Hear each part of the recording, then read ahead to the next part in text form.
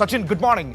കഴിഞ്ഞ ദിവസമാണ് നമ്മൾ കണ്ടത് അവിടെ പാലക്കാട്ടേക്ക് മടങ്ങി വരാനുള്ള ആഗ്രഹവുമായി ഷാഫി പറമ്പിലിന്റെ നേതൃത്വത്തിൽ രഹസ്യയോഗം ചേർന്ന അടക്കമുള്ള കാര്യങ്ങൾ. ആദ്യമായിട്ട് അവിടെ കളം നിറഞ്ഞു കളിക്കുകയായിരുന്നു ഷാഫി. പക്ഷേ തുടക്കത്തിലെ ഷാഫിക്ക് ചെക്ക് വയ്ക്കുകയാണോ പാലക്കാട്ടെ DCC നേതൃത്വം? എന്താണ് അവർ KPCCയോട് പറഞ്ഞിരിക്കുന്നത്?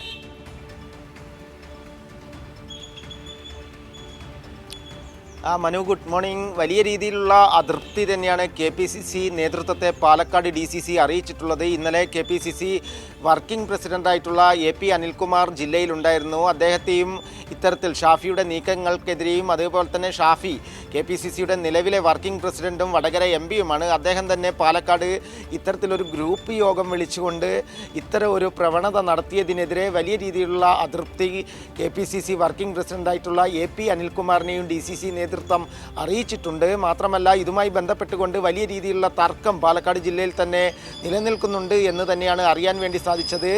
ഈ ഷാഫിയുടെ നീക്കത്തിനെതിരെ DCC പ്രസിഡന്റ് A തങ്കപ്പൻ, അതുപോലെ തന്നെ VK Sreekantan MP, UDF chairman P Balagopal അടക്കമുള്ളവരാണ് വലിയ രീതിയിലുള്ള അതൃപ്തി KPCC നേതൃത്വത്തെ അറിയിച്ചത്. KPCC പ്രസിഡന്റ് സണ്ണി ജോസഫിനെയും നേതൃത്വം അതൃപ്തി അറിയിച്ചിട്ടുണ്ട് എന്നാണ് അറിയാൻ വേണ്ടി സാധിച്ചത്.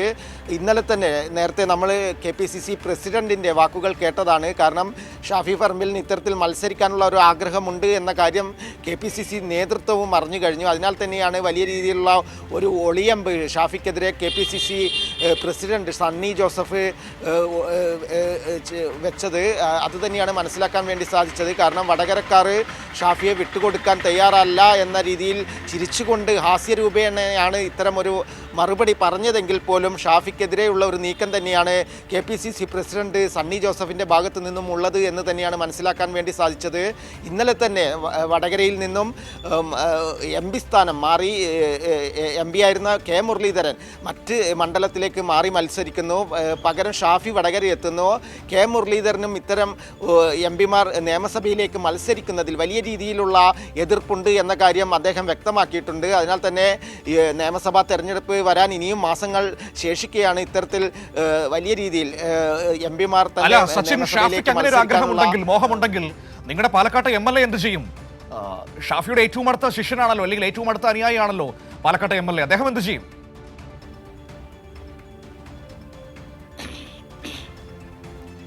മനു, തീർച്ചയായും അത് തന്നെയാണ് സോഷ്യൽ മീഡിയയിലടക്കം അത്തരം ചോദ്യങ്ങൾ. ഒരു കാര്യം കൂടി സച്ചിൻ, ഒരു കാര്യം കൂടി, അദ്ദേഹത്തെ ആണെങ്കിൽ ഇപ്പോൾ കളത്തിൽ കാണാനുമില്ല.